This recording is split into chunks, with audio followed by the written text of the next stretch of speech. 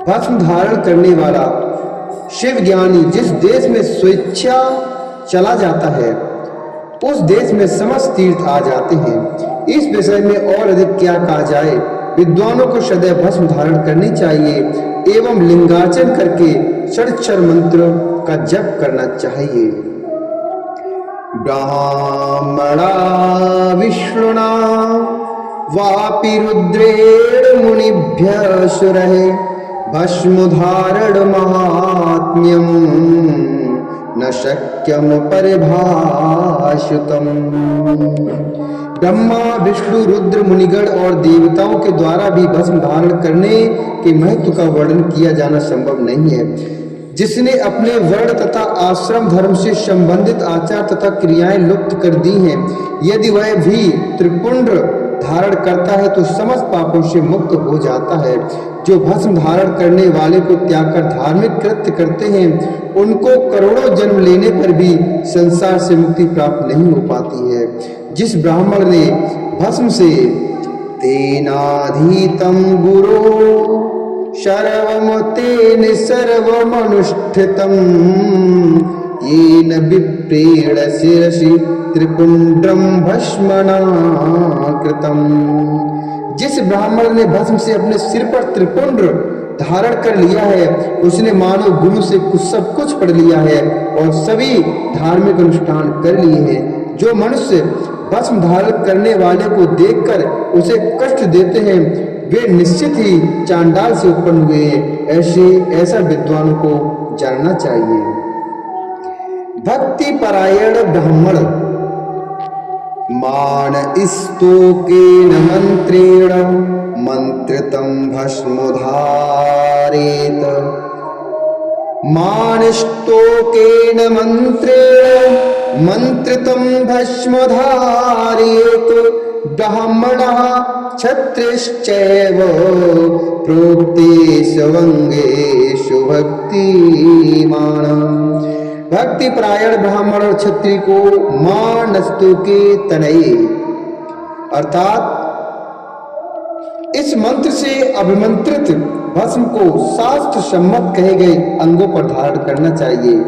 वैश्य त्र्यंबकम यजामहे इस मंत्र से और शूद्र शिवाय नमः इस पंचाक्षर मंत्र से भस्म को अभिमंत्रित कर धारण करें। विधवा स्त्रियों के लिए भस्म धारण की विधि शूद्रों के समान कही गई है। 5 ब्रह्मादि मंत्रों से अभिमंत्रित भस्म के द्वारा ग्रस्त त्रिपुंड धारण करें।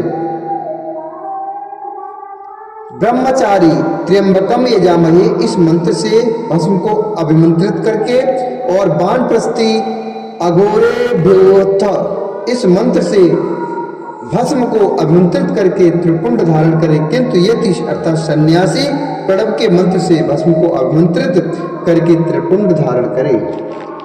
जो वर्णाश्रम धर्म से परे है वह शिवोहम इस भावना से नित्य त्रिपुंड धारण करे और जो शिव योगी है वह ईशानः सर्व विद्यानाम इस भावना को करता हुआ त्रिपुंड धारण करे। सभी वर्णों के द्वारा भस्म धारण करने के इस उत्तम कार्य को नहीं छोड़ना चाहिए। अन्य जीवों को भी सदा भस्म धारण करनी चाहिए, ऐसा भगवान शिव का आदेश है।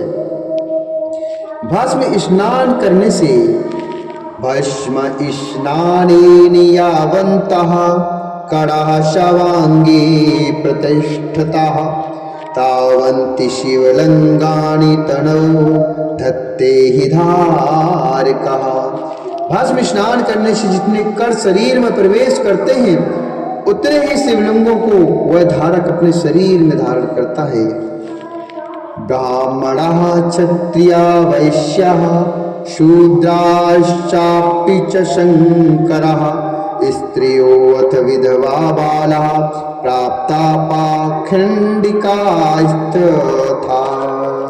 ब्राह्मण क्षत्रिय वैश्य शूद्र वर्ण शंकर स्त्री अर्थात सधवा विधवा बालक पाखंडी ब्रह्मचारी ग्रस्त वानप्रस्थी सन्यासी व्रती और सन्यासिनी स्त्रियां ये सभी भस्म के त्रिपुंड के प्रभाव के द्वारा मुक्त हो जाते हैं, इसमें कोई संशय नहीं है। जैसे ज्ञानवश या ज्ञानवश धारण की गई अग्नि सबको समान रूप से जलाती है, वैसे ही ज्ञान या ज्ञानवश धारण किया गया भस्म भी समान रूप से सभी मनुष्यों को पवित्र करता है।